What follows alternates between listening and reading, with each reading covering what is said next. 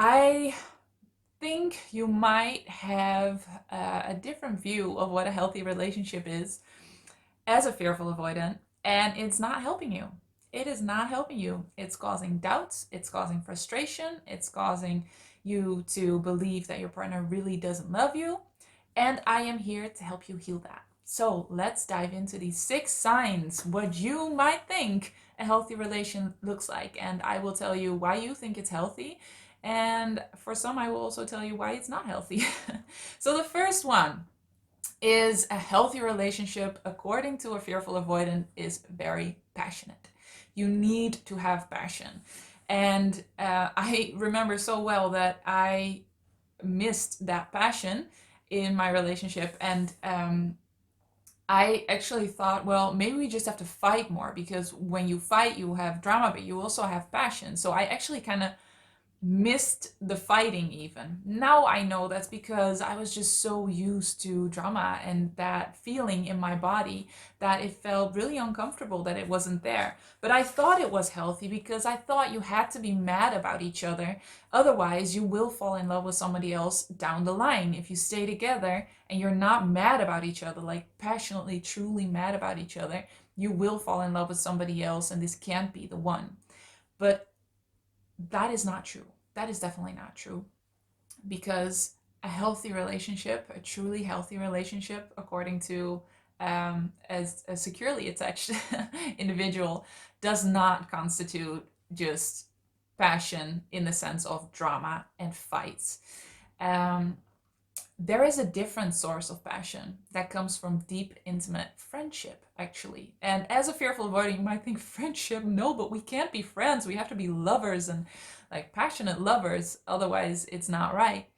But according to research, years and years of research, um, the the long term passion actually comes from deep, intimate friendship. And that's what you're really scared of as a fearful avoidant, because that asks for you to be vulnerable and to be seen. So it's so logical that you long for the easy passion, like the drama passion, because that's what you're used to, and also you don't have to be vulnerable for that. So that's the first sign. I can talk hours about this, but there's 6, so let's keep going. The second one is, in a healthy relationship, according to a fearful avoidant, you look up to each other. You look up to each other. You admire your partner, and this feels healthy for a fearful avoidant, because then you will be able to keep working for each other and keep working for their acceptance and their um, approval of you. And when you're equal, when you don't really look up to your partner, that's when you feel like it's boring and that you've settled so that you could be happier. So that's why you really want that, looking up to each other and putting your partner on a pedestal. And also because, and I've touched on this in different videos, if you look up to somebody, they are not equal to you. So there is no chance for real, true connection. And that feels safe for you. So that's why the people that feel equal to you, that you don't look up to and you don't look down upon, um, there's a possibility for connection, and you're just so afraid that if you meet somebody that feels equal or that has the possibility to feel equal, you will look down upon them. So that's why you want somebody to look up to, because in a way that feels safer. The third one is, according to a fearful avoidant, a healthy relationship, in a healthy relationship, you need to express all of your feelings, all of your feelings. And this is healthy because otherwise you bottle them up, you're not being truthful, you're not being honest. So when you're mad at each other, you express your feelings, because expressing your feelings is very important. That's what you've learned. And this is also not true. You, as a fearful avoidant, it's so important to learn something called self-regulation, where you regulate your own emotions.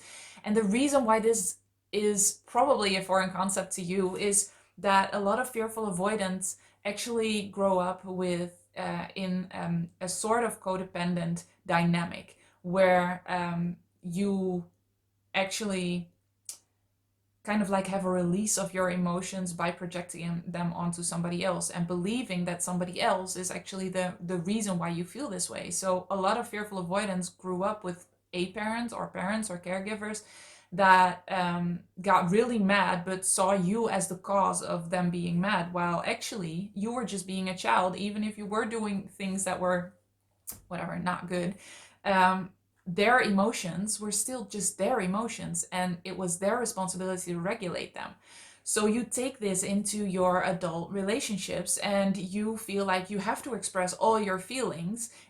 Also, if you're mad, if you're annoyed, if you're irritated, if there's anything, you have to express them, otherwise you're not being truthful. And this is not true. It's so important for you to be able to regulate your own emotions, and it's very healthy when you're really mad to not express it in the moment, or when you're really annoyed or irritated to not express what you're annoyed or irritated about in the moment.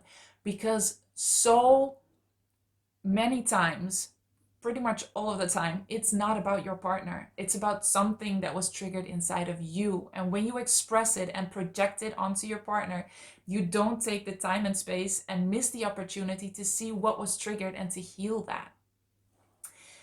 So that was the third. The fourth is, in a healthy relationship, according to a fearful avoidant, you are never annoyed and never irritated with your partner. I remember so well that when I started to get annoyed and irritated with Arjen, who was then my boyfriend, now my husband, we've been married for 7 years, have been together for 13 years. I thought that that was like the worst sign ever and that I had to break up, which would send me into a panic attack and just thoughts, obsessive thoughts about whether I loved him enough. Because I really truly believe that a healthy relationship meant that you were never annoyed or never irritated with your partner, and that was just a clear sign that you were with the wrong partner. And the reason why it feels that way is because being annoyed or irritated is an uncomfortable feeling, and you associate that with danger. But when I interviewed 100 couples that were happily married for over 40 years for my first book, I kept hearing them tell me that, or say that, they were annoyed and irritated with their partner so often. And for the first few interviews, when I heard that, I was like, oh well, then they're just not the right fit, you know, like they didn't marry the right person. And yet, throughout that interview, they were so happy and in love and crazy about each other. That's a fearful avoidant thing to say, but they really were into each other. And that was just such an eye opener that that was possible in a healthy, loving, happy relationship.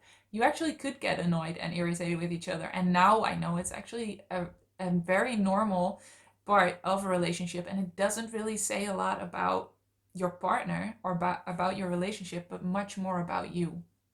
So as I've healed the fearful avoidant attachment style, I was annoyed less and less and less and less by Arjen, and I was able to just accept him as he is and was more and more, which is such freedom. Because when you're annoyed or irritated, you want your partner to change, which is wanting to control another person, which is impossible and which is also very exhausting. So releasing this and being able to really accept another human being exactly as they are will give you a lot of freedom, and it will also free you in the sense that the more you can do that for another person, the more you know that you are worthy of that also, that you are worthy of that acceptance, no matter what you do, even if you do weird things.